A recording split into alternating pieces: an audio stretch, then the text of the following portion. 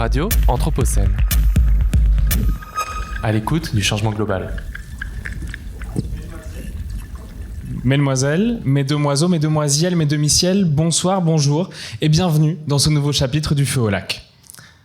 Applaudissements. Non, Jacob, ça c'est une didascalie. Ah oui, flûte, pardon. On peut quand même laisser les gens applaudir ? Oui, bien sûr. Oh, bah, là, on va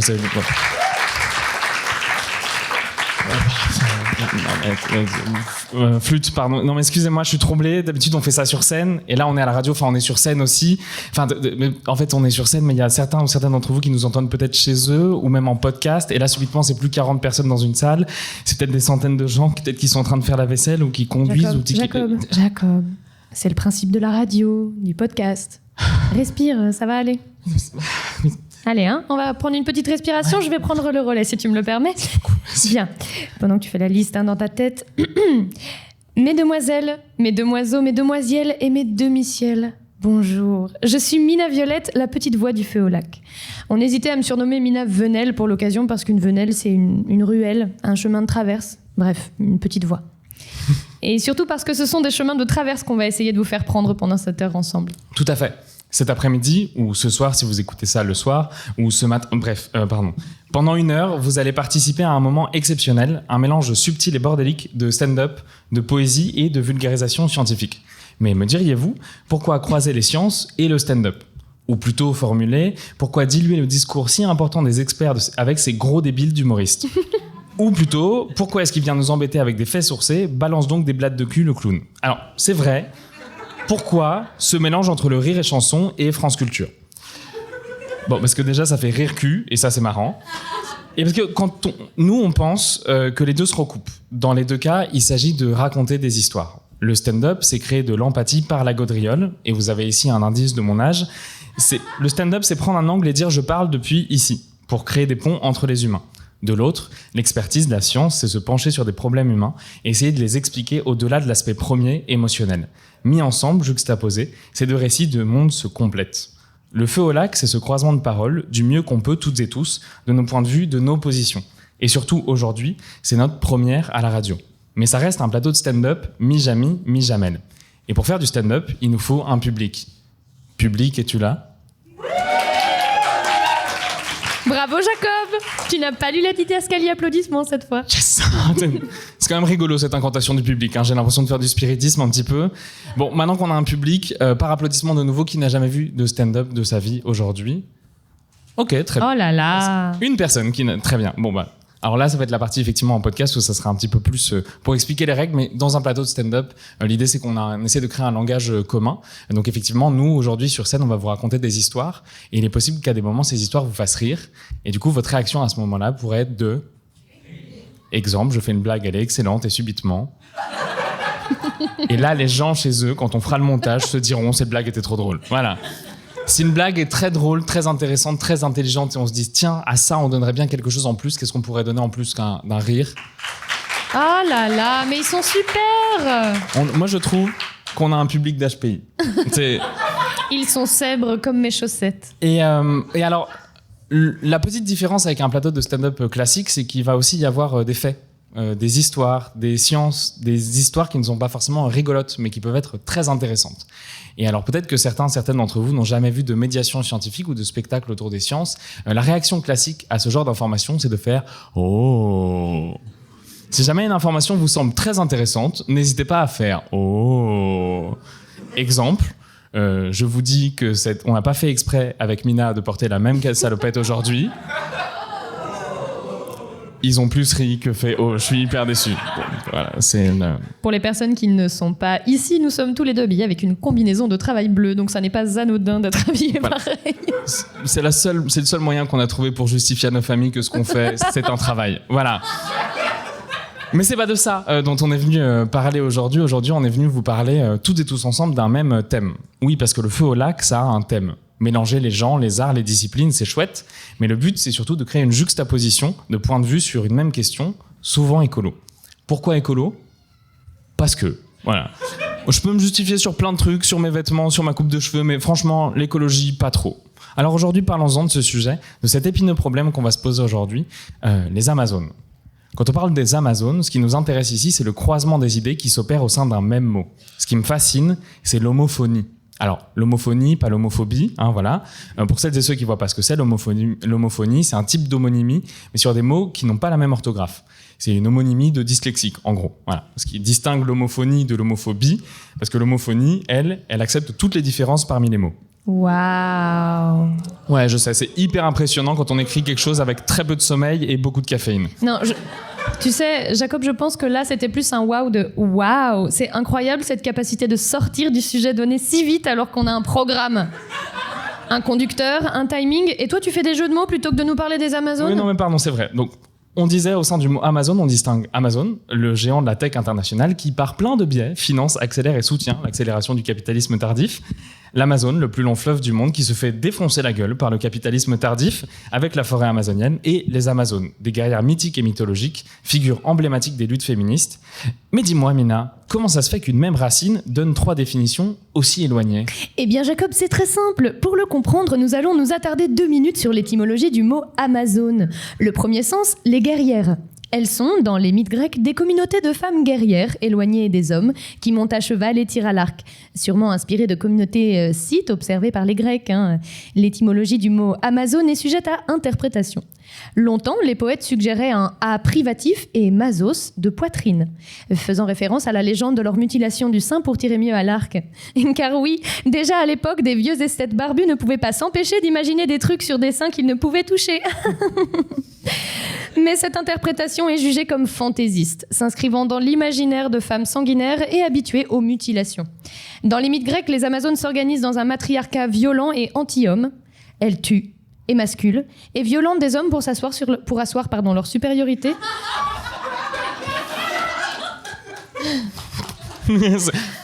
Après les avoir utilisés pour assurer leur lignée. Il y avait du sens dans la fin de ma phrase.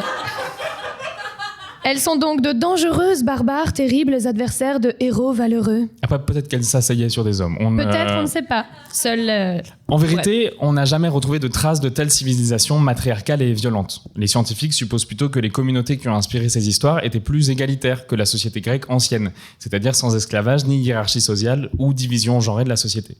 Il y a eu des troupes de femmes guerrières qui se tenaient à l'écart des hommes de ces sociétés et se défendaient des invasions. Mais on est loin de l'image de castratrice intransigeante imaginée par les Grecs pour antagoniser ces modes d'organisation. J'imagine bien là les Grecs outrés en mode « Attendez quoi ? Vous n'appartenez pas à vos maris ?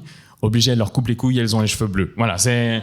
Évidemment, ces observations historiques collent plus avec les étymologies d'Amazone plus sérieuses, évidemment. Parmi les pistes, on a en grec « ama » qui veut dire « avec » et « zon » qui veut dire « vivant ». C'est-à-dire des tribus de femmes vivant ensemble.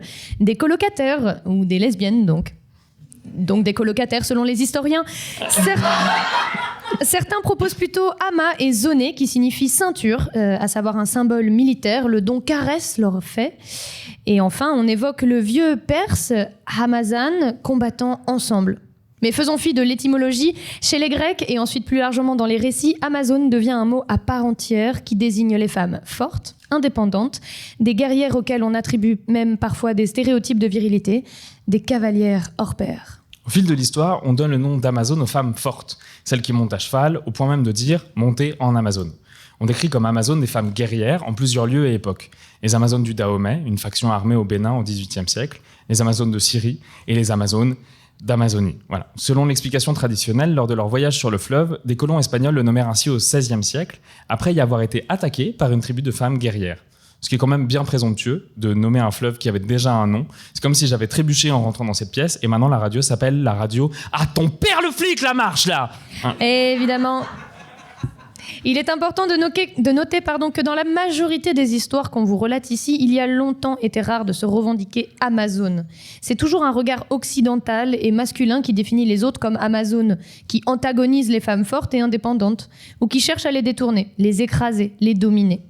Leur force n'est qu'un sommet à gravir ou à posséder. Et dans les mythes grecs, par exemple, les Amazones ne sont que des adversaires de taille pour les héros antiques, et leur force et leur indépendance n'entraînent que du désir. Achille, pour ne citer que lui, tombe amoureux de Penthessilée, reine des Amazones en combat, n'ayant jamais trouvé avant elle l'adversaire aussi forte. Ce qui ne l'empêche pas évidemment de la tuer et puis de la pleurer, bien évidemment. Ouais, Tout posséder pour tout détruire, c'est marrant, c'est exactement la définition que je ferais d'Amazon, le site. Hein, voilà. No offense Jeff, si tu nous écoutes, en faisant la vaisselle par exemple, ou en rachetant un média pour en faire un canal d'opinion, c'est pas contre toi. C'est juste marrant comme coïncidence. En vérité, le nom du site a été choisi pour apparaître en premier dans un classement alphabétique, comme si quelqu'un consultait Internet par classement alphabétique. Et c'est surtout parce qu'il évoque quelque chose d'exotique et différent, et que le fleuve est considéré comme le plus grand du monde, ce que Jeff souhaite à son entreprise. Mais bon, exotique et différent, le plus grand site de e-commerce du monde a failli s'appeler Oasis Tropical apparemment. Pour résumer, les Amazones guerrières donnent leur nom au fleuve, qui lui-même donne son nom au site internet. Donc, dans les 3 cas, ce sont des regards extérieurs qui sont portés sur des femmes ou des territoires. Amazon, quel que soit le terme choisi dans la triade, c'est le regard porté de l'Anthropocène sur un monde qu'il ne connaît pas. C'est l'expression d'un fantasme, d'un désir de grandeur et de conquête. Du moins, jusqu'à ce que leur réappropriation moderne... Mais bon, ça, on prendra le temps sûrement d'en discuter plus tard. Ouais, c'est vrai, on parle beaucoup là entre nous, mais à un moment, il va falloir lancer le spectacle. Voilà. Et pour un spectacle, il nous faut un public. Public étude. Ok. Certes, mais il nous faut des intervenantes et des intervenants aussi, et nous allons vous présenter la première intervenante. Alors oui, malgré un nom qui donnerait à croire une inclination mythologique, Ève n'est pas de celles qui jetteraient la première pomme à Blanche-Neige. Elle irait même péter la gueule au miroir avec courtoisie, mais c'est quand même lui qui met les femmes en compétition dans cette histoire. Bon, aujourd'hui, c'est au Black Mirror qu'elle s'attaque en venant décortiquer avec vous la figure d'Amazon. Cher public, s'il vous plaît, je vous demande de faire un tonnerre d'applaudissements pour accueillir notre première intervenante. Du bruit pour Ève, s'il vous plaît.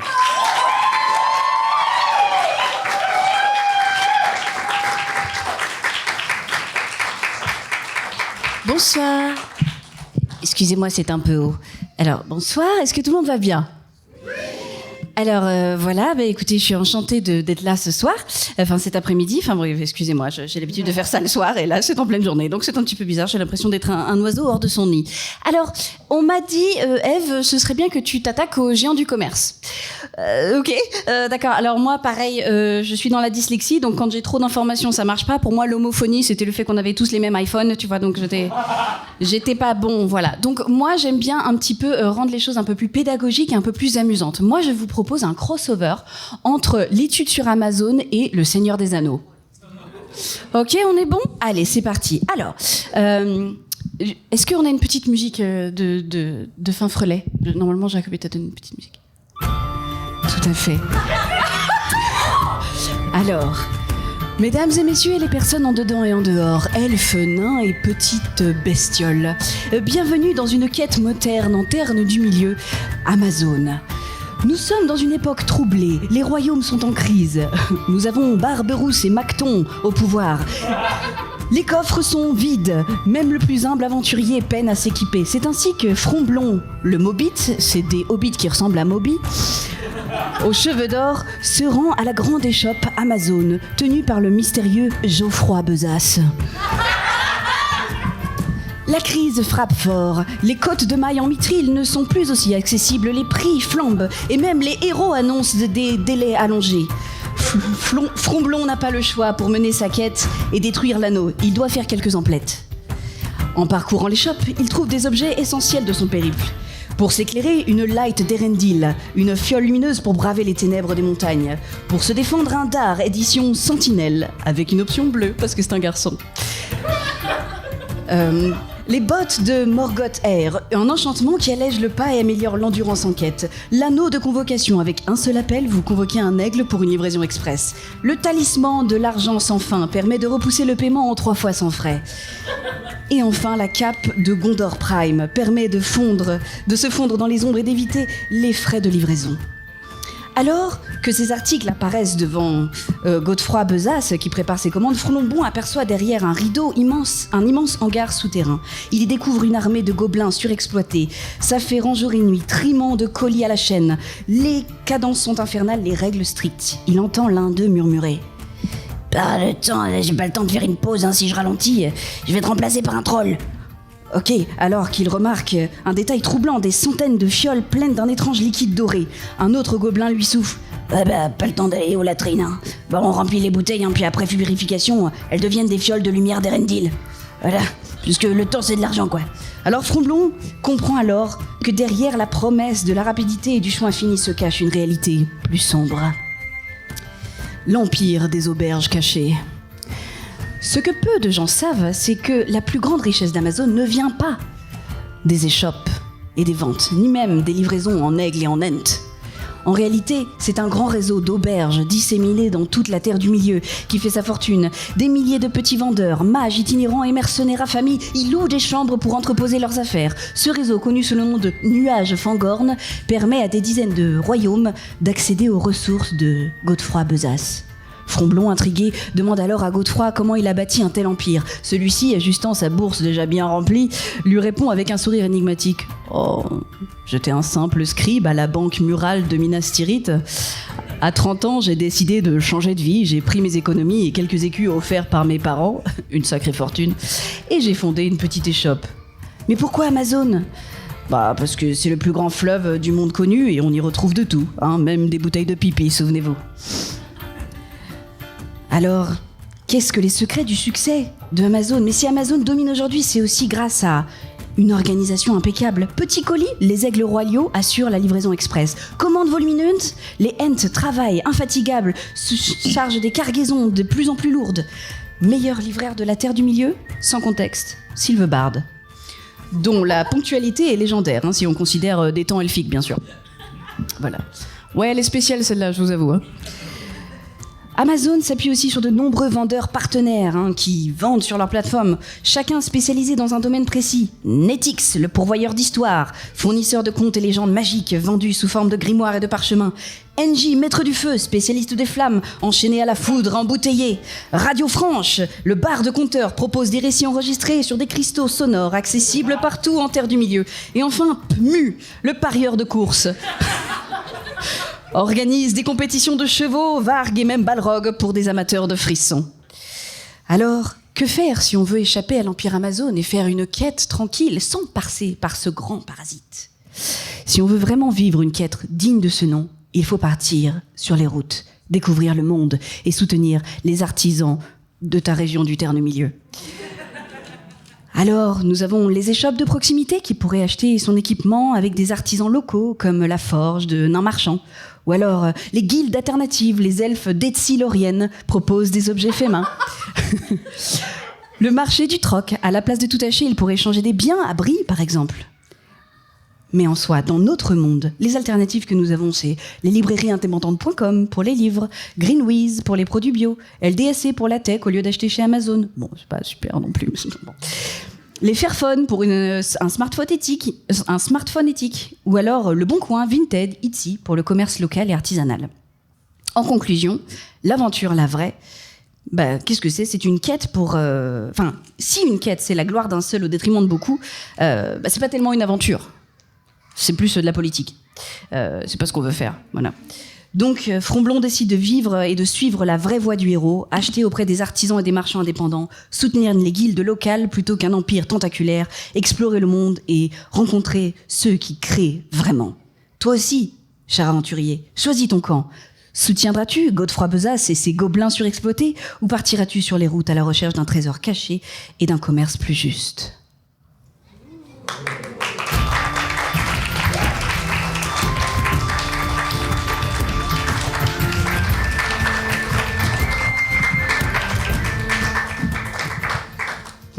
Bon, super, voilà. Amazon est partout, dans les villes, dans les campagnes, même dans les... Sur les réseaux sociaux. Ouais, même dans les campagnes de Donjons et Dragons, apparemment aussi. Voilà. Ça te déprime pas, toi ? Oh là là, si, mais moi, tu sais, là, tout de suite, j'ai la chance d'être une petite voix, donc si je veux, je choisis de ne pas avoir d'existence terrestre et je vous laisse dans votre mouise d'humaine. Hein. Non, s'il te plaît, tu restes, hein. On a encore un petit peu besoin de toi, encore. Je rigole, Jacob, c'est une blague. On a encore plein de choses à faire ensemble, comme parler des Amazones de manière plus positive, par exemple. Tu sais, tout à l'heure, dans l'intro, on a beaucoup parlé du fait que les Amazones, c'est un terme qu'on a beaucoup collé aux gens. Oui, c'est vrai, dans une partie de l'histoire. Mais Amazon, c'est aussi un mot que se sont appropriés des groupes de femmes pour exprimer leur force, leur intrépidité. Au début, on pensait inviter une ou un expert pour venir nous parler de cette figure des Amazones. Mais finalement, on se dit, pourquoi ne pas inviter directement une Amazone ? Fatiguée de la place genrée qu'on lui réservait, Agnès Maemblé a créé dans les années 80 un crew de hip-hop 100% féminin, les Amazones. Aujourd'hui, elle vient nous partager son expérience de femme forte, guerrière, qui a choisi de s'affirmer dans un monde masculin. Mesdemoiselles, mesdemoiselles, mesdemoiselles et mes demi-ciels, je vous demande s'il vous plaît de faire un tonnerre d'applaudissements pour Agnès Maemblé, s'il vous plaît.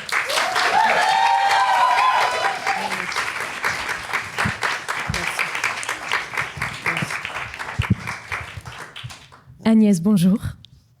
Bonjour. Bonjour. Alors, je me permets une petite présentation avant de vous laisser la parole, si ça vous va. Est-ce que je peux vous tutoyer? Est-ce que tu préfères que je te vouvoie? Tu peux me tutoyer. Parfait. Agnès, tu as créé un groupe de hip-hop qui s'appelait les Amazones. Amazones mythologiques, mythiques, béninoises ou d'Amérique du Sud, les références sont multiples. Pourquoi est-ce que tu as choisi cette figure pour te représenter et vous représenter dans ton crew? Et plus précisément, lesquels t'ont inspiré? Moi, personnellement, au début, avant de fonder le mouvement, le crew des Amazones, celle qui m'inspirait, c'était les Amazones mythologiques grecques, de la mythologie grecque. Et du coup, et après, au fur et à mesure, quand j'ai créé mon crew, j'ai intégré 2 filles, donc Marie-Ange, qui est là. Bonjour Marie-Ange. Et Viviane. Et leur maman m'a parlé des Amazones du Bénin, parce qu'elle venait du Bénin aussi. Et donc, je me sentais beaucoup plus proche des Amazones, au final, des Amazones du Bénin, vu que forcément, comme je suis noire, donc voilà. Très bien. Effectivement, dans nos recherches, les Amazones, elles sont dans les mythes libres des hommes, elles n'y sont pas rattachées, elles n'y sont pas soumises. Et on retrouve beaucoup cette volonté de liberté dans votre récit, donc dans votre livre qui s'appelle Amazone, et il y a une BD également, on en parlera tout à l'heure. Et ma question ici, c'est, effectivement, on retrouve beaucoup cette liberté dans votre récit, de ne pas vouloir dépendre d'un ou des hommes, de même que la volonté de vous entourer de vos sœurs. Et aujourd'hui, on parlerait de sororité en non-mixité. Je me demandais, est-ce que cette démarche, elle vous semblait ancrée dans votre époque, ou est-ce que c'était vu comme inhabituel de faire un crew 100% féminin? En fait, pour ma part, ni l'un ni l'autre, vu que c'est mon vécu, en fait, qui a fait que, du fait que j'étais issue d'une famille où ma maman a vécu de la violence conjugale, et j'ai grandi avec elle, et qu'à chaque fois, elle nous disait qu'il ne fallait pas se laisser malmener par les hommes. Et vu que nous étions que des filles à la maison, et le fait d'arriver dans le mouvement hip-hop et de voir que les hommes dominaient, on va dire, la place, et que la place de la femme était uniquement en termes de potiche, j'ai voulu exister à part entière, en créant vraiment un crew féminin et qui soit l'égal des hommes. Voilà, c'était plus ça. Moi, ça allait de soi. Moi, personnellement, il était hors de question que j'existe dans ce mouvement-là en tant que... Voilà. Vous le dites dans votre livre, copine de... voilà. Reléguée au rôle de la copine de, ou bien d'une potiche. Voilà. Et évidemment, on en parlait aussi tout à l'heure, bien qu'elles soient représentées toujours comme des femmes guerrières, il y a la violence dans les mythes des Amazones qui vient quasiment systématiquement des hommes, de leur volonté de garder ou d'étendre leur place. Et on le disait tout à l'heure aussi, les femmes, en réalité, elles ne faisaient que répondre et se défendre face à l'attaque. Et je trouve qu'on retrouve cette situation dans la violence de la rue et des crews que vous décrivez que tu décris dans le texte. Tu t'opposes à la violence, au dépouillement et tu essayes de guider ce que tu estimes être la bonne conduite auprès de tes sœurs au sens large. Mais pour autant, quand on vous attaque, tu parles des skins notamment, des groupes d'extrême droite violents que vous décrivez comme déterminés avec les crânes rasés et les bombers et leurs rangers. Et tu réponds, je cite, coup pour coup. C'est quoi aujourd'hui, et à cette époque, ton rapport à la violence dans la lutte, justement? En fait, là, vous parlez du fait que tu parles du fait que je ne veux pas... Enfin, j'étais contre le dépouillement, le racket, parce qu'il s'agissait de la violence gratuite vis-à-vis de personne. Et personne ne peut tolérer ça, en fait. Une personne qui est normalement éduquée, enfin voilà, on ne peut pas tolérer d'aller agresser des personnes gratuitement. Tandis que les skins, là, on répondait à des attaques. Ils attrapaient des personnes de notre milieu, ils appelaient ça le sourire, là, ils leur tailladaient, enfin voilà, ils les massacraient. Donc là, on répondait, oui, coup pour coup. Mais après, il y a d'autres éléments de violence dans mon récit, auquel je parle, notamment la fois où un jeune homme, enfin un homme d'une bande en dehors de la nôtre, m'a manqué de respect, m'a insulté de salope, Et bon, moi, j'ai dit, comment ça, je suis pas une salope. Enfin, voilà, j'ai voulu affirmer ma position. Et de fil en aiguille, voilà, on en est venu aux mains, il m'a poussé. Bah, là, comme j'avais le dessus, il m'a donné un coup de lame. D'accord ? Donc, j'ai failli perdre un œil. Et j'aurais pu tout aussi bien perdre la vie. Parce que... Et j'explique dans ce livre l'anecdote où ma propre maman m'a expliqué qu'il ne fallait pas que je porte plainte forcément et m'a fait me remettre en question moi-même. Elle m'a dit, est-ce que tu es une salope ? Et j'ai dit, bah non. Elle m'a dit, bah alors pourquoi ça t'a énervé ? Comprenez ? Donc en fait, du moment où si j'avais réussi à avoir la faculté de laisser les mots couler sur moi, on n'en serait peut-être pas arrivé à cette extrémité-là.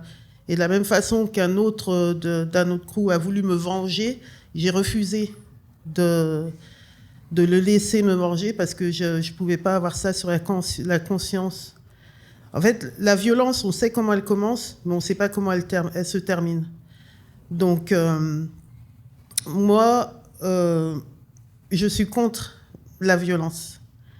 Mais par contre, je me suis toujours défendue, d'accord ? J'ai toujours été dans la défense, plutôt que dans l'attaque gratuite, voilà, comme cet été, par exemple, par rapport aux élections. Oui. Voilà. Bon, maintenant, j'ai 52 ans, d'accord ? Mais avec les élections qu'il y a eu, c'était l'été dernier, on va dire que les fachos étaient un peu en roue libre, d'accord ? Oh, ils le sont toujours. Ouais.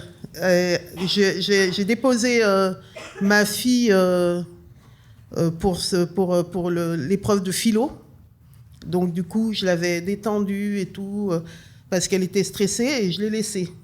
Et il s'avère que j'arrive vers Lyon 7e, là-bas, et il y a un monsieur qui me provoque. Il me provoque, j'étais en train de me garer. Moi, j'étais, bon, ben, qu'est-ce qui se passe ?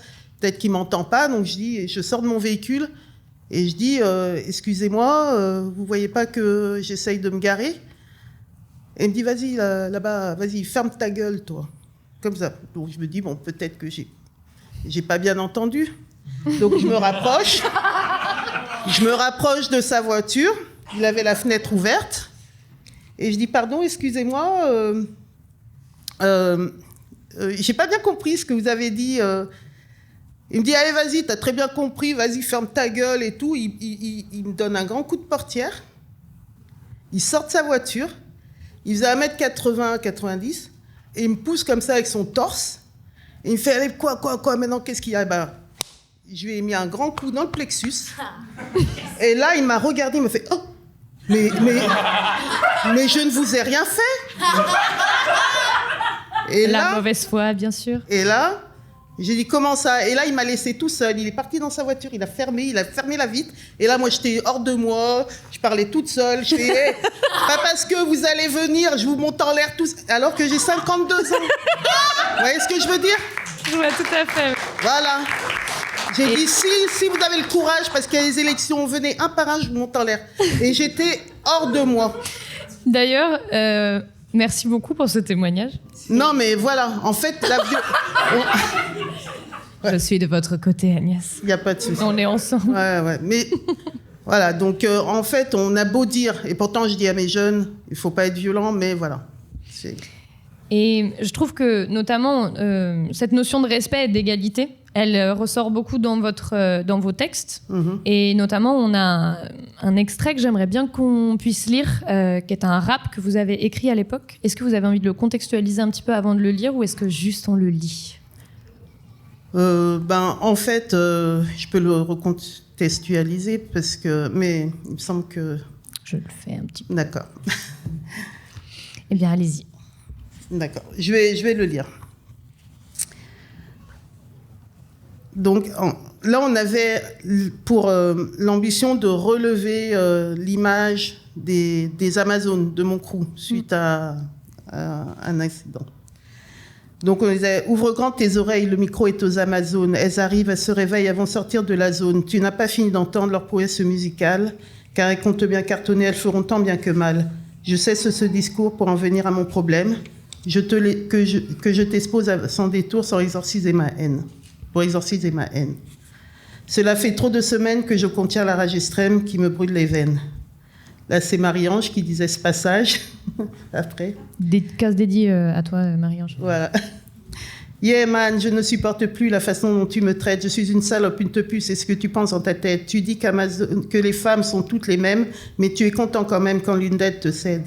Pourquoi nier cela? Tu blasphèmes. Ce que je veux, c'est le respect, c'est la moindre des choses, pas seulement des petits bisous et des je t'aime en prose. Mais aujourd'hui, à ce problème, il faudrait remédier, trouver un pacte salutaire pour chacun des deux côtés, car l'idée de se faire la guerre est un peu dépassée. Pense avec ton temps, mon frère, il faut savoir évoluer. Il ne s'agit pas de se soumettre ou d'inverser les rôles, ou d'interpréter mes paroles. Tu peux ramper à mes pieds, je m'en batte la chatte. Et qui... voilà, et puis après, on se souvenait plus trop de... Un petit trou de texte à ce moment-là. Ouais, un petit trou de texte, et après...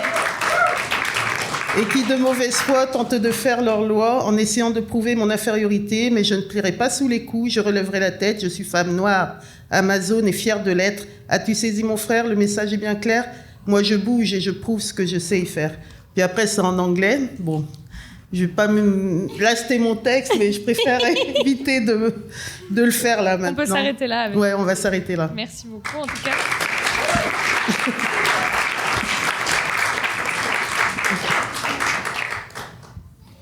On a lu ce texte, effectivement, il est tiré justement ce que tu voulais qu'on contextualise tout à l'heure. Il y a eu un souci avec une des Amazones à ce moment-là, on en parlera juste après. Mais ma question, c'est comment il résonne pour toi ce texte aujourd'hui, en plus en vue de toutes les histoires que tu nous as racontées avant? Quand tu veux. D'accord. Ben, ce texte, en fait, il est toujours d'actualité, quelque part. Il est toujours d'actualité. Et ce qui me fait rire, c'est qu'au départ, quand on était sur scène et à chaque fois qu'on faisait ce texte et qu'on en arrivait à « je m'en batte la chatte », les gens nous regardaient avec des grands yeux, la bouche ouverte, oh, choqués, parce qu'en général, c'était « je m'en bats les couilles ». Mais là, c'était des femmes qui, voilà. Et là, maintenant, je vois que, avec le temps, je sais qu'il y a une dame, elle parle de sexologie un peu, et puis elle utilise je m'en bats le clitoris, enfin voilà, maintenant c'est moins choquant, mais à l'époque c'était un peu plus choquant. Des précurseuses donc de ce terme-là. Voilà. Eh bien, on l'a vu depuis le début de cette émission, la figure des Amazones, elle a beaucoup été détournée, salie. Et il vous en est arrivé du coup une histoire similaire avec une de vos membres dont on parle depuis tout à l'heure, qui traînait et entraînait d'autres dans des histoires de raquettes, donc, avec une forte volonté de vengeance sur les oppresseurs. Le média Le Progrès a assimilé le crew des Amazones à ses actes et vous avez demandé un droit de réponse pour laver votre honneur. Vous dites, je cite, « Il s'agissait d'une initiative isolée de certains membres du groupe et ils n'avaient donc aucunement le droit de faire une généralité. J'étais Amazone et fière. Je ne voulais pas continuer cette aventure sous un autre nom. Il en était de même pour les autres filles du groupe qui souhaitaient continuer de représenter le crew à mes côtés. » Aujourd'hui, vous parlez de fierté, de transmission, et en témoigne la question donc de l'importance d'avancer en groupe et d'être avec vos sœurs. C'est quoi aujourd'hui ce que vous avez envie de laisser aux générations d'après, Agnès Maemblé? Ben, en fait, c'est vrai que avant, bon, donc j'avais 18 ans à l'époque des Amazones, donc j'étais encore jeune. Et j'avais pas su mettre des mots, M-O-U-T, sur les mots qu'avaient mes comparses, notamment comme cette jeune fille qui, derrière mon dos, entraînait d'autres filles pour aller faire ce qu'on appelle du racket, la dépouille, et finalement finir en prison. Et de même que d'autres, pas seulement dans mon crew, hein, d'autres protagonistes qui étaient dans le mouvement hip-hop, comme j'aime les appeler, c'était un peu des écorchés vifs. À savoir que c'était des personnes sur plusieurs plans qui étaient en colère et à qui on n'a pas pu apaiser cette colère. Et là maintenant, ben, moi, ce que je vais laisser aux jeunes, je le fais un peu maintenant. Avec l'association. Avec mon association Body Art Athlètes de rue. À savoir que 20 ans après les Amazones, j'ai mis en place un mouvement aussi de rue, mais là, en essayant d'imposer les valeurs, justement, parce que j'étais beaucoup plus âgée. Et le fait de mettre un cadre et une charte. C'était important pour leur apprendre le respect, l'empathie et le sens du collectif. Merci beaucoup Agnès. Et le dépassement de soi. Merci beaucoup. Merci. On aura l'occasion de présenter l'association tout à l'heure pendant le tour de table. Merci beaucoup. Merci.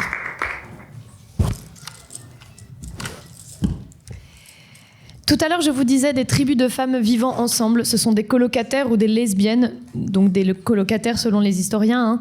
Bon, déjà, c'est une blague très drôle. Alors, je me disais que c'était mieux de la faire 2 fois pour qu'elle s'imprègne bien. Mais ça, c'est pas juste une blague en vérité. Cette figure de groupe de femmes sorores qui s'affranchissent des hommes a beaucoup inspiré la littérature et la poésie lesbienne dès le 19e siècle. La redécouverte des poèmes de Sappho, le salon de l'Amazone de Nathalie Clifford Barney et les écrits de Monique Wittig sont autant d'apports poétiques qui se réapproprient et s'affirment de la figure des Amazones. Et pour s'inscrire dans cette lignée, après avoir ri et réfléchi, nous vous proposons maintenant de la poésie. Aigre-Douce écrit des chansons d'amour et d'averse qui accompagnent les temps pluvieux où on se sent au chaud, avec le beau fixe qui rendent nostalgique. Mes demi-ciels, je vous demande de faire un tonnerre d'applaudissements pour Aigre-Douce, s'il vous plaît.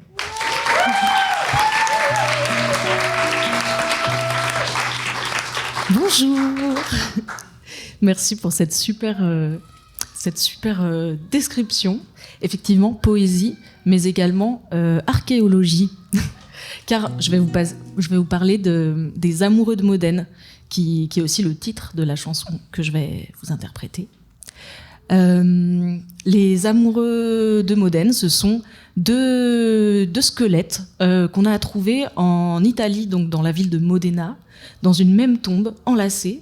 Ça date de 2009, donc cette trouvaille archéologique. Et donc, les images de ces 2 squelettes côte à côte dans une même tombe ont fait un peu le tour du monde et on leur a attribué le nom d'Amoureux de Modène, puisque ça ne faisait aucun doute que c'était là 2 amoureux. Jusqu'à ce que 10 ans plus tard, l'impensable soit révélé par une analyse de l'émail des dents de ces 2 corps.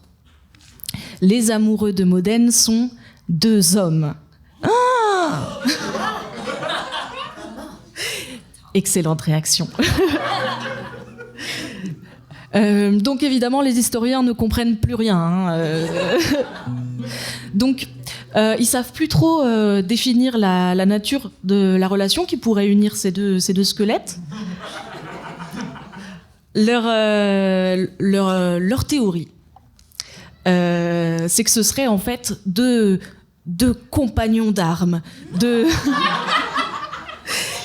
frères de guerre qui auraient peut-être développé ce lien vraiment unique que seuls 2 compagnons peuvent créer en se rapprochant entre la sueur et le sang et donc voilà, pour créant une amitié vraiment unique et spéciale. Moi, j'espère que mes histoires d'amour ne seront pas effacées par quelques historiens en manque d'imagination. Donc j'ai écrit cette chanson pour mon amoureuse.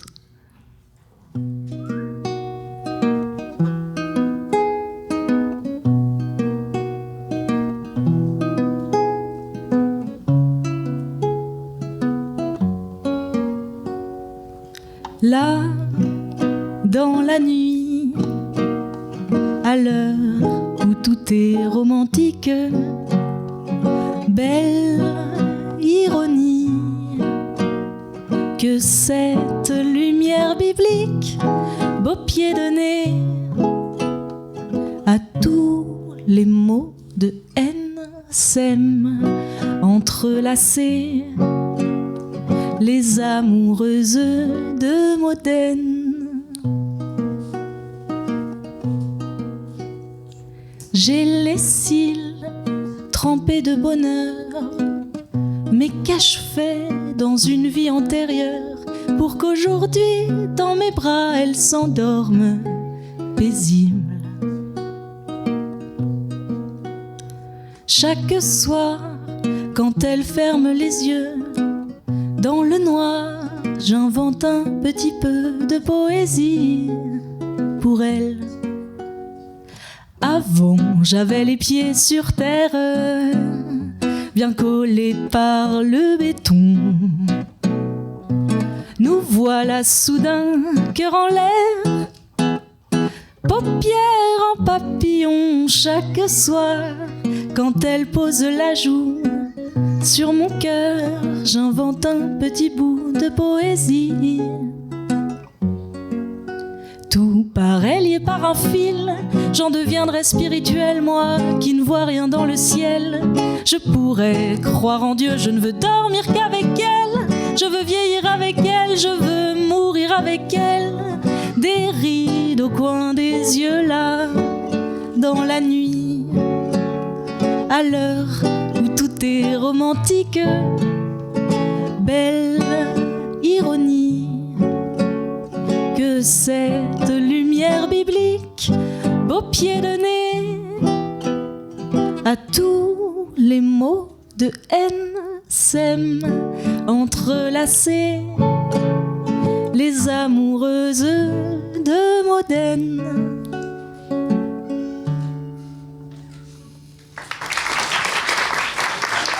Merci.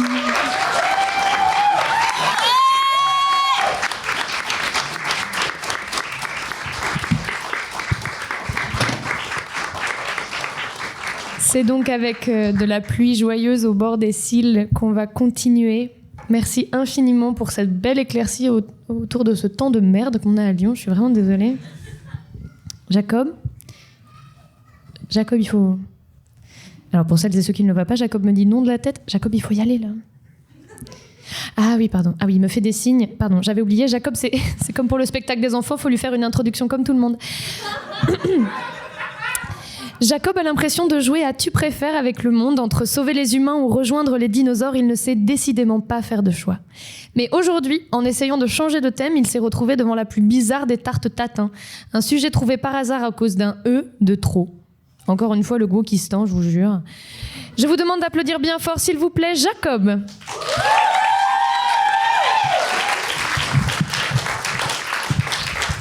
Bonjour, je m'appelle Jacob et j'aime pas les voitures. Voilà, pourquoi j'aime pas les voitures ? Parce que moi je pense que j'ai du sang de dinosaure et pour faire du pétrole on déterre des restes de dinosaures qu'on met dans des Twingo pour se déplacer. Et moi, je suis pas pour le fait qu'on prenne le reste de mes idoles pour partir en vacances. Voilà. Je suis parti en vacances récemment, j'ai pas déterré. Je sais pas qui est votre idole, vous êtes tous des écolos. Bon, Nicolas Hulot, je sais pas. Bon. Moi, je pense qu'on devrait partir toutes et tous en vacances à la force de nos muscles et du vent. Alors, je milite pas pour le retour des caravelles et du commerce triangulaire. On se calme. Mais juste, je me dis, ça peut être intéressant. Tu vois, je vois certaines d'entre nous dans la salle. Vous êtes hyper musclés, vous pouvez aller loin. Moi, je vais aller à Bourgoin-Jallieu. C'est très bien, Bourgoin-Jallieu. Enfin, c'est... Puis Bourgoin-Jallieu, si je pars avec d'autres dinosaures, on va faire le Jallieu Jurassic Park. Très bien, voilà, c'est... Très bien pour moi. Voilà. Alors, pourquoi est-ce que j'estime être un descendant de T-Rex ? Parce que les T-Rex ont majoritairement donné des volatiles, et moi, je suis un gigantesque pigeon. Voilà, c'est... Pourquoi un gigantesque pigeon ? Parce que j'ai payé mon code, payé 50 conduites accompagnées et j'ai pas passé mon permis. Voilà. Et pourquoi j'ai pas passé mon permis ? Parce que j'aime pas les voitures. C'est QFD.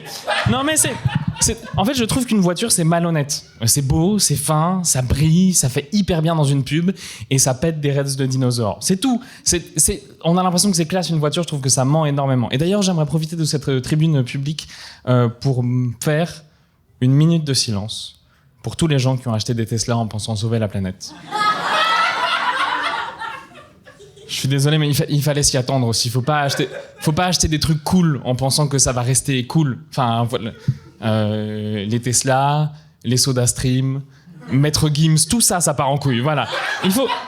Il faut acheter des trucs pas cool. Et voilà. Et alors, je vous dis, j'aime pas les voitures. J'instaure ce truc-là de pas aimer les voitures. Il s'avère que dans 2 semaines, je fais une tournée en Hautes-Alpes. Et si je devais partir en vélo, je vais devoir partir avant-hier. Du coup, je suis dans la situation où il faut peut-être que je me trouve une voiture. Et du coup, je me suis dit que j'allais commander une Citroën Ami. Vous voyez ces petites voitures qui ressemblent à un Mac des années 2000, mais avec des cernes. Bon, bah voilà. Mais j'avais la flemme d'aller à la Fnac, parce que c'est une voiture qui s'achète à la Fnac. Et du coup, je me suis dit, je vais la commander sur Amazon.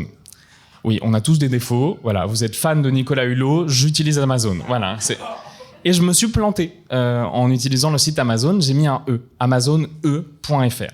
Et alors là, petit jeu interactif, sur quoi est-ce qu'on tombe quand on cherche Amazon avec un E.fr? Est-ce que réponse A, on tombe sur un site porno avec uniquement des vidéos de position Amazon, parce que c'est ça le seul truc qui n'a pas été traité dans ce spectacle?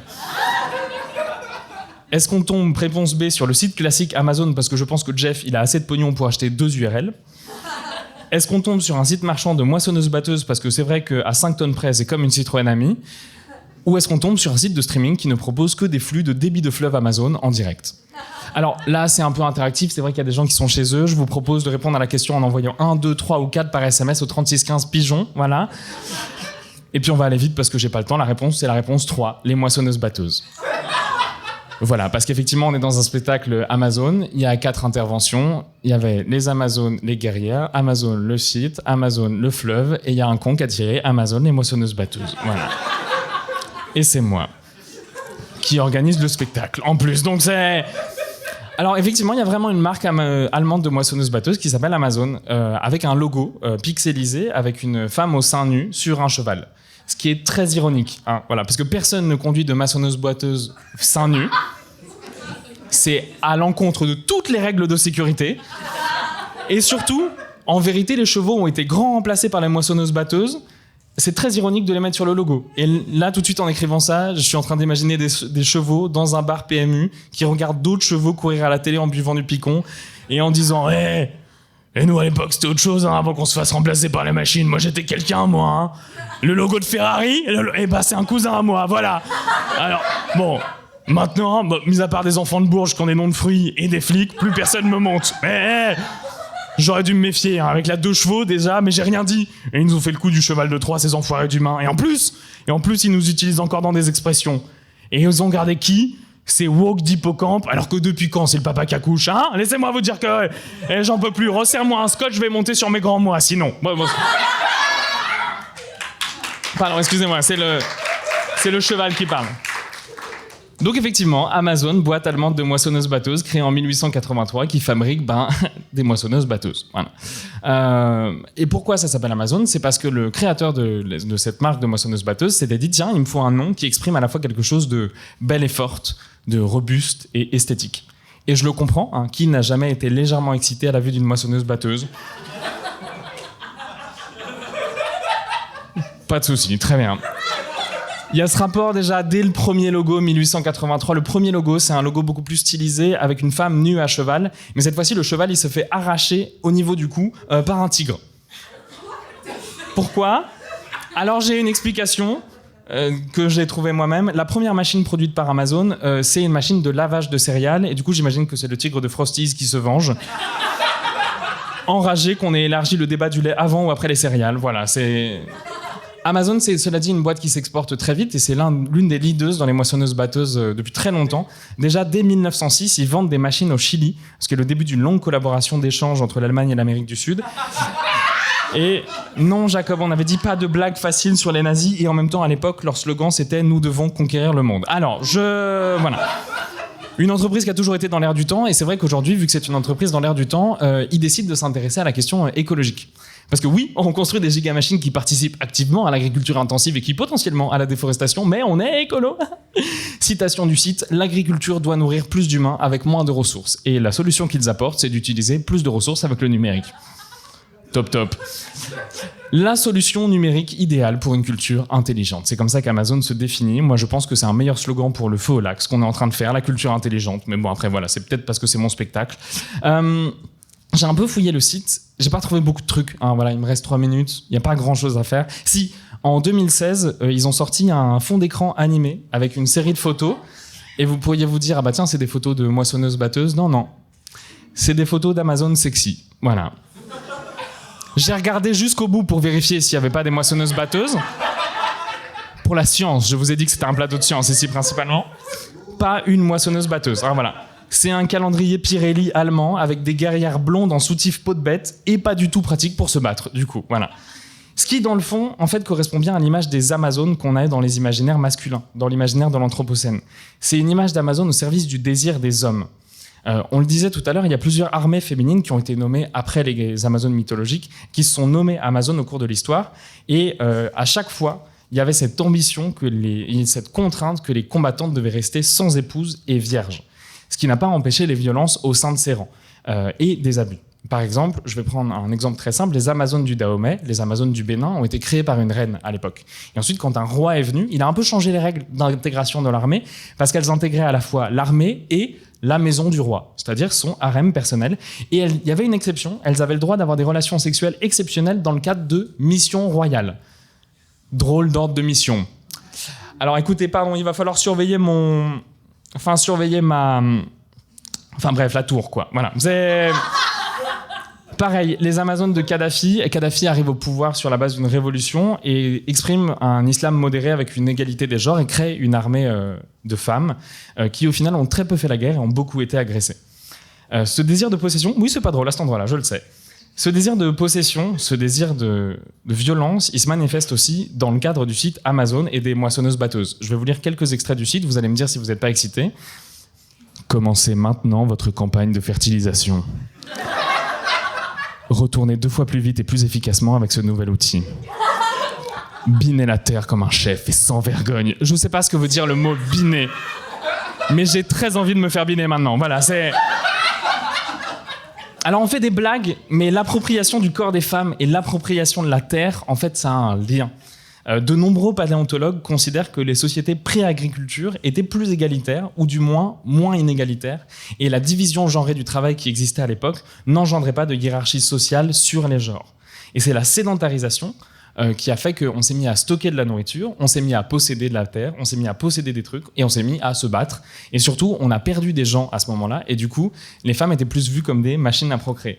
On s'est mis à contrôler leur corps, elles ont perdu leur rôle dans la société et normalement, avant l'agriculture, elles avaient un rôle très important, c'est elles qui retournaient la terre à l'aide de houes. Et elles ont été remplacées par des charrues et des bœufs avec la domestication. Littéralement, l'expression, c'est « on a mis la charrue avant les meufs » à cette époque-là. Voilà, c'est... Alors du coup, je sais pas vous, mais moi, j'ai pas décidé d'acheter une moissonneuse-batteuse. Parce que je trouve que ça exprime un peu trop la violence du système, mais je pense que du coup, je vais faire ma tournée à vélo. Merci beaucoup de m'avoir écouté.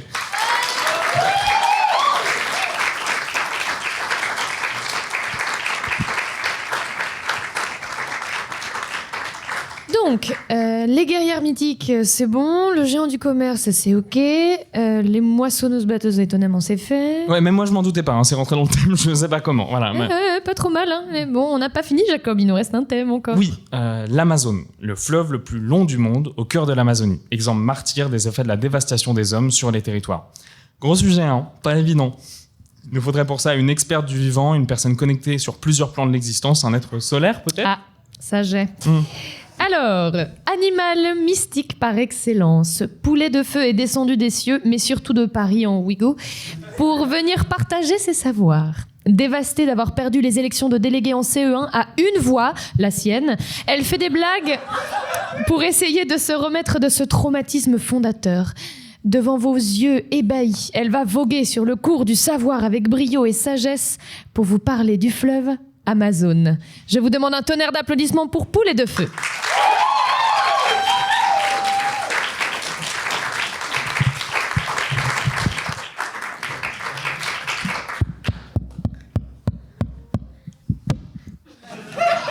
Coucou, tout le monde m'entend ?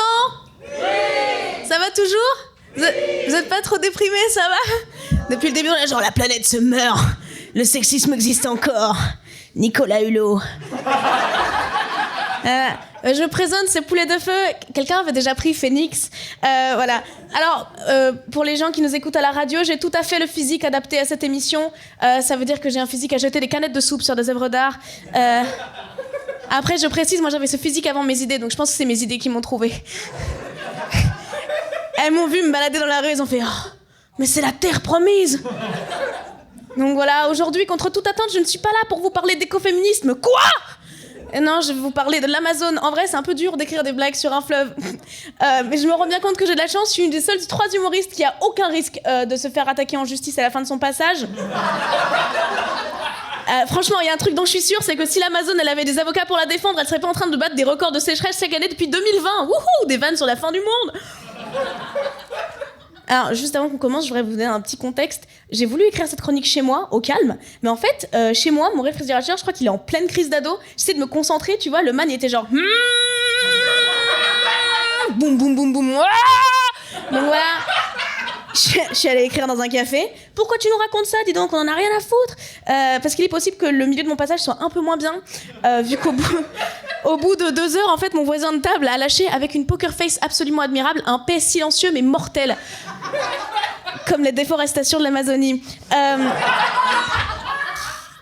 me suis renseignée sur l'Amazone, du coup. Et mon travail, c'est de vous donner toutes ces infos angoissantes sous forme ludique. Alors, je me lance. Attention, vous allez en prendre plein la gueule. L'Amazone, tu dis que tu as le bras long? Alors pourquoi tu te défends pas contre les investisseurs privés qui acquièrent des forêts environnantes pour la culture intensive? Toc toc toc, qui est là?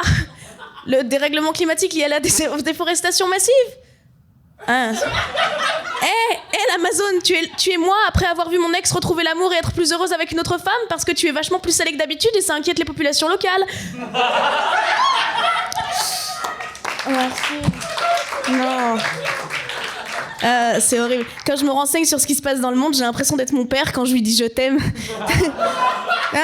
Je comprends ce qui se passe et je vois pas comment réagir à l'info. Il se passe tellement de trucs horribles dans le monde et moi je dois les lire et faire des blagues dessus. Parfois je culpabilise de pas être... Enfin, j'ai l'impression d'être aussi utile que un antivol sur un pantacourt. Une fois j'ai voulu voler un pantacourt, ça a sonné, le vigile a fait tranquille. Juste si on pouvait récupérer l'antivol, ce serait top.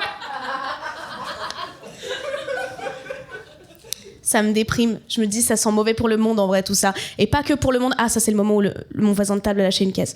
C'est pour ça que ça sentait mauvais. Je sais pas ce que le gars a mangé à côté de moi au petit-déj. Franchement, parce qu'il vient de sortir un truc, ça pourrait faire rouler une bagnole, je pense. Le frère émet une fumée nocive. Je pensais que j'étais à côté d'un humain dans ce café, mais c'est un morceau de Munster avec des lunettes.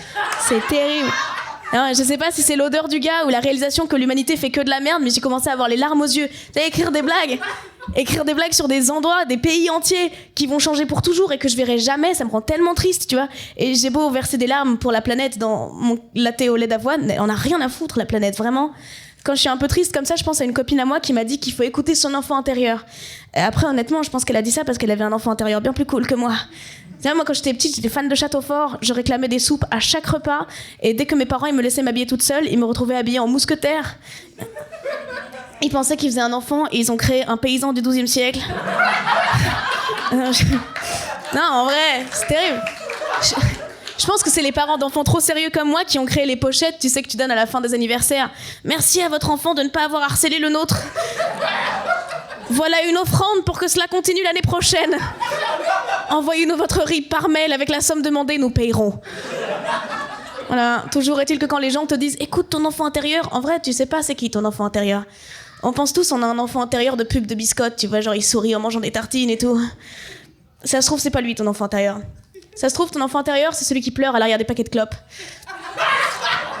Mais des gens, tu leur dis « Écoute ton enfant intérieur », il part dans le jardin et ils arrachent toutes les pattes à des gendarmes, quoi, c'est... Ouais, moi, mon enfant intérieur, c'est un immense loser, donc je regarde des documentaires quand je suis triste. À ce moment-là, j'étais triste, je me suis dit, Ali, l'utile à l'agréable, regarde un documentaire sur l'Amazonie. Trop cool. Elle baise un max? Non. On est tous tellement surpris. Alors, waouh. J'ai détesté ce documentaire, je vous le dis tout de suite. Le narrateur, on va l'appeler Philippe, parce qu'il s'appelle Philippe, et soyez honnête, je pense qu'il écoutera jamais cette émission. Je pense qu'il écoute d'ailleurs personne d'autre que lui-même. Mais non, mais en vrai, je ne peux pas blairer Philippe. En fait, il a une voix de gros baiser, là. Tu sens, il essaye de parler le plus grave possible, mais ça ressemble juste à un rot. Enfin, c'est... En fait, je l'imagine torse nu dans une veste en cuir en train d'envoyer un message à une de ses 25 maîtresses qui ont toute l'âge de sa fille. Je l'imagine en train de gaslighter ses stagiaires. Je déteste Philippe. Et lui, il a vu l'Amazone, putain. Le gars est tellement condescendant. À un moment, il va à la maison, dans la maison d'un gars qui l'accueille et il dit ça. Et c'est le petit... On est super rodés. Tu seras satisfaite, car Francis m'invite à pénétrer dans l'intimité de sa demeure. La simplicité du lieu a quelque chose de très touchant. Je sens que ces quelques pièces de bois respirent la vie. Simple, certes, mais avec une telle force que c'en devient attachant. Vous avez entendu? Le gros baiser condescendant, là?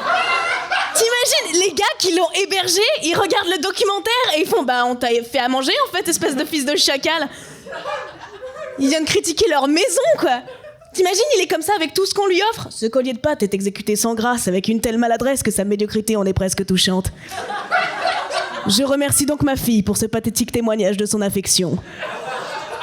Putain, mais c'est ça la race humaine, on rase des forêts, on pète sans penser à son prochain dans des cafés trop chers, on chie sur les gens qui nous accueillent chez eux, mais on devrait tous disparaître de la terre et laisser les animaux faire leur life en fait.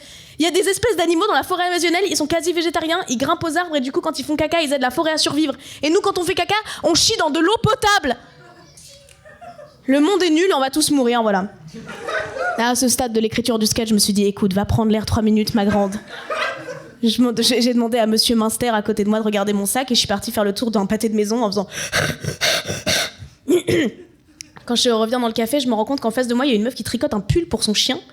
Et trop mignon, tu vois. Et le monsieur au pen aussi, non seulement gardé mes affaires, mais il m'a offert un café parce que j'avais l'air un peu triste. Et je me dis, ok, peut-être que c'est quand même un peu stylé d'être un humain. Peut-être qu'il y a des trucs un peu mignons qui font qu'on devrait se battre pour rendre le monde meilleur. Peut-être qu'on pourrait faire des casquettes pour les arbres, histoire qu'ils aient pas trop chaud. Peut-être que c'est un petit peu trop facile de détester tout le monde. Peut-être que si je continue comme ça, je vais devenir comme mon grand-père, à crier devant la télé pour aucune raison, jusqu'à ce qu'elle me réponde, peut-être. Je sais pas ce que c'est son délire. Il crie sur la télé jusqu'à ce qu'elle devienne de gauche, probablement. Ok, d'accord, on a compris. Vas-y, on va changer l'actu pour toi, mec. Dans un des articles que j'ai lu sur la forêt amazonienne, un chercheur dit « Quand j'étudiais la science de la conservation, j'ai été en contact avec un courant de pensée selon laquelle la nature dans les zones sauvages et fragiles doit être protégée des humains. Mais l'Amazonie, aussi sauvage et fragile soit-elle, abrite des hommes depuis au moins 13 000 ans. Je fais partie d'un courant de pensée qui soutient que tout projet visant à préserver cette région doit inclure ces populations dans le processus de décision. Si ce que nous appelons conservation ne leur apporte pas une vie meilleure, alors la conservation est un leurre. » Alors, vous allez peut-être me dire « Dis donc, est-ce que tu viens de nous écrire une chronique de 8 minutes sur le fait que la nature c'est cool, le capitalisme c'est mal, et que le seul petit geste qu'on peut faire pour la planète c'est pousser des milliardaires sous des bus ?» Et j'ai bien peur qu'effectivement, tout seul, on ne puisse pas faire grand-chose de plus qu'écrire des chroniques bien pensantes ou tricoter des pulls pour nos chiens. Mais ensemble, on peut battre le record du monde de la plus longue chenille. Ou brûler le système qui fait brûler nos forêts. Allez, des bisous!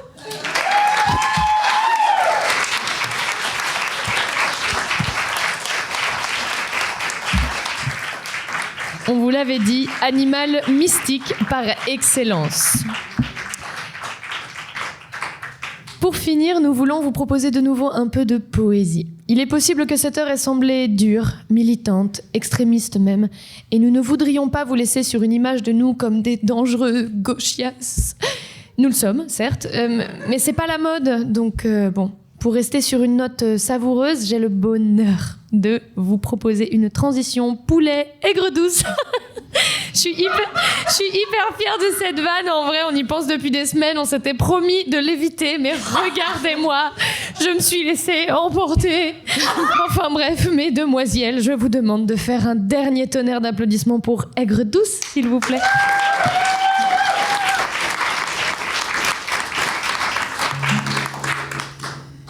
C'est effectivement une chanson qui est adressée aux gens qui, je trouve que j'en fais trop avec mon militantisme féministe, notamment.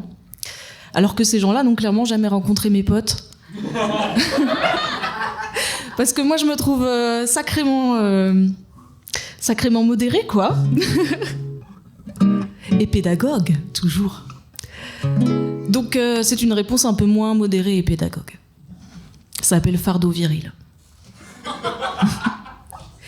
T'aimes que celle qui n'ouvre la bouche que pour tel ou tel enjeu, des enjeux qui ne touchent pas ta petite queue farouche qu'il ne faut pas pointer du doigt.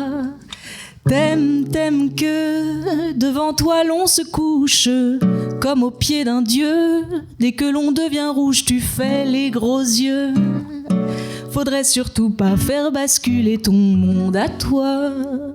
Tu dis sois sage, fais comme les oiseaux de passage, par quelques jours en voyage, ça calmera tes nerfs. Sois sage, la colère au fond des bagages, inanimée comme une image du temps d'avant les lumières. Les lumières t'aiment que le courant de la bourse et tous ces petits jeux, le contenu de tes bourses s'il t'en reste un peu. Tu applaudis les raisonnables qui s'offusquent sans bruit. T'aimes que celles qui font leur vie et jamais ne t'accablent. C'est quand même pas ta faute si le système est pourri. T'es juste un pion comme un autre alors. Ne pleurons pas trop fort pour ne pas écorcher tes oreilles sensibles alors. Ne pleurons pas nos mortes comme tu pleures ton fardeau viril. T'aimes que t'aimes que donc à toi d'être sage, sois sage. Fais comme les oiseaux de passage, pars quelques jours en voyage, ça calmera tes nerfs. Sois sage, la colère au fond des bagages, inanimée comme une image du temps d'avant les lumières. Les lumières, et là je vais vous faire chanter avec moi parce que ça fait du bien. T'aimes que ta petite queue. T'aimes que ta petite queue. T'aimes que ta petite queue. T'aimes que ta petite queue.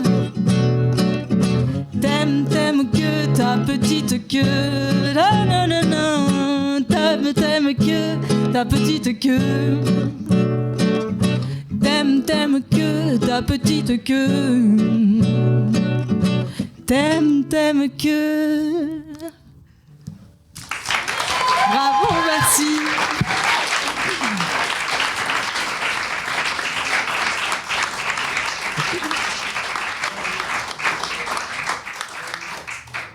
Et ben voilà. C'est déjà la fin. Bon. Alors oui, nous avons ri, nous avons réfléchi, nous avons ressenti, mais surtout nous avons été ensemble. Merci beaucoup, cher public.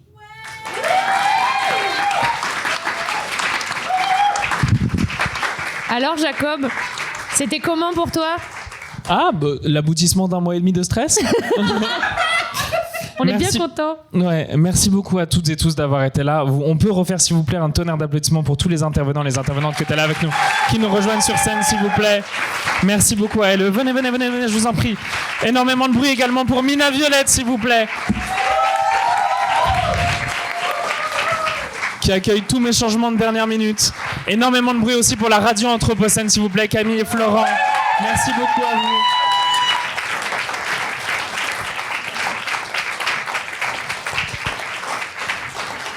Je vais essayer de clôturer rapidement. On n'apportera pas de conclusion à ce spectacle. Démerdez-vous. L'objectif du Feu au Lac, c'est de juxtaposer des idées, juxtaposer des moments et être ensemble. Et c'est ce qu'on a fait ce soir. On est ravis de l'avoir fait avec vous. Vous avez été un super public, aussi bien ici en live que peut-être qu'ils ont été nuls à la radio, mais on leur dira pas. Merci beaucoup à vous d'avoir été là. C'était très chouette de parler des Amazones avec vous. On le traite comme un spectacle de stand-up et du coup, comme un spectacle de stand-up, on vous demande, s'il vous plaît, de soutenir, rémunérer, suivre les artistes. Je vais passer le micro rapidement à tous les intervenants, intervenantes qui sont passés aujourd'hui. Chacune va vous donner ses actualités, son Instagram, les moyens de les suivre rapidement pour qu'on rende l'antenne ensuite. Et ensuite, je vous parlerai d'autres choses. Merci beaucoup. Faites du bruit pour Aigre Douce, s'il vous plaît.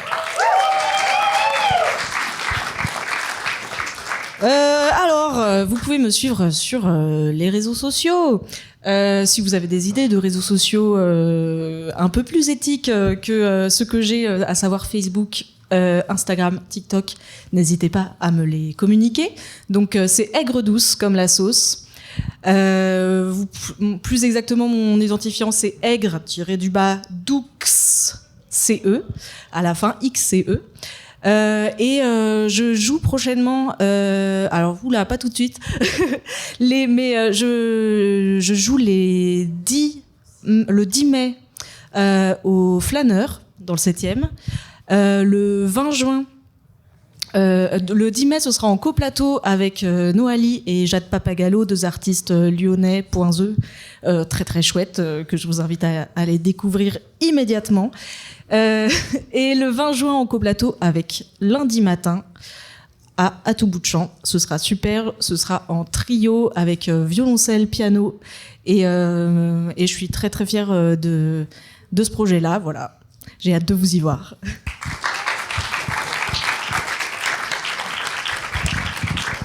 Bon, bonjour à tous. Du coup, moi, mes réseaux, c'est les récits d'Amazon. Donc, les récits d'Amazon, tout attaché, au pluriel, les récits. Et la semaine prochaine, donc samedi prochain, je serai à Boulevard de la Croix-Rousse. Non, c'est Grande Rue de la Croix-Rousse, 58 Grande Rue de la Croix-Rousse, au bar Cristal avec un DJ set hip-hop et tout, de 10h à 19h, pour parler des récits d'Amazon, entre autres. Et puis avoir une petite ambiance un peu cool, quoi, hip-hop. Donc vous serez les bienvenus. Voilà. Et aussi, il y a Body Art Athlète de rue, mon association. Voilà. Et tous les dimanches matins, on accueille les gens gratuitement sur Héberge-du-Rhône pour faire du sport autrement. Depuis 13 ans maintenant, et c'est gratuit. Et c'est la rue, et c'est ça, c'est l'esprit. Merci. Et il y a ton livre aussi dans la librairie, non ?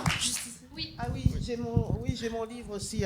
Oui, j'ai mon livre aussi et ma bande dessinée à disposition pour ceux qui seraient intéressés. Voilà. Merci.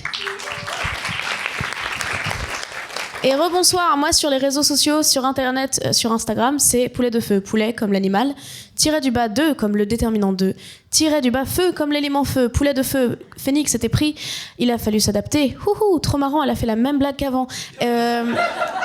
À croire qu'elle les écrit, c'est fou. Moi, sur les réseaux, en ce moment, je fais juste des vidéos que je dessine moi-même où j'aide les femmes à se lancer dans le grand banditisme. Donc voilà, vous pouvez soutenir ça et faites du bruit, s'il vous plaît, pour FTGA. Wouhou!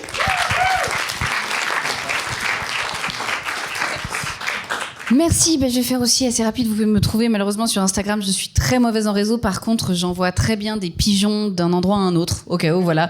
Je vends aussi bien sûr des côtes de mailles en mitril. Donc n'hésitez pas à me contacter. Voilà, au cas où, j'en ai toujours une au fond de mon placard. Donc c'est sous Eve, barre du bas, donc Eve comme la Bible, on est là. Barre du bas, TGA. Tatiana, Géraldine et la vie, elle est bizarre. Voilà, donc n'hésitez pas à nous suivre voilà, pour de plus incroyables aventures. Merci à vous et je passe le micro à Mina Violette, s'il vous plaît. Merci beaucoup. Et moi, en dehors de la petite voix, je suis également comédienne et danseuse. Vous pouvez me suivre sur les réseaux également sous le nom de Mina, M-I-2-N-A, _ Violette, la couleur. J'ai un duo d'impro, j'ai des spectacles d'impro divers et variés. Je jouerai lundi soir au Complexe du Rire à 20h30. Je suis hilarante, donc venez nous voir. Et je dis nous parce que tout le monde est hilarant, mais c'est moi qui ai le micro pour le moment. Je vous souhaite une excellente soirée. Je prête le micro parce que je vais le reprendre à Jacob.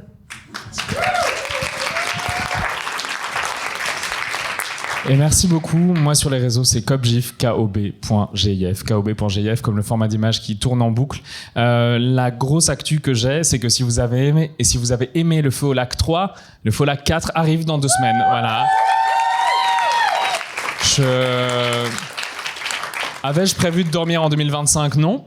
Le Feu au lac 4 sera sur le thème de la déconstruction des mythes, du genre, des normes et des bâtiments. Donc que des choses que Miley Cyrus fait très bien. Ça sera le 11 avril à la Maison de l'Écologie à 20h. Il y a déjà un lien de réservation, il y a déjà des choses qui sont sorties là-dessus. Voilà. Pour clore ce spectacle, je vous annonce que c'est un spectacle à prix libre, c'est-à-dire qu'il y aura un chapeau à la sortie. Vous mettez dans ce chapeau ce que vous pensez être le prix de ce spectacle. On peut prendre les espèces, on peut prendre les Lydia, des Livepay, des Pélib. Et si jamais vous avez écouté ce spectacle en audio et que vous êtes encore là parce que vous avez les mains dans la vaisselle et vous n'avez pas pu couper quand on faisait nos Instagram, je parle à toi, Mireille. Vous pouvez également mettre des sous dans le chapeau numérique. Sur mon Instagram, pendant 2 semaines, il y aura une petite cagnotte sur laquelle vous pourrez contribuer au spectacle, sachant qu'il n'y a pas de frais bancaires et 5% iront à une association qui s'occupe de replanter des forêts au Bénin, où il y avait des Amazones, comme la forêt de... On a bricolé un truc. Voilà, merci beaucoup. Je rends l'antenne à Radio Anthropocène. Merci beaucoup à vous. Et bonne suite de soirée. Radio Anthropocène. À l'écoute du changement global.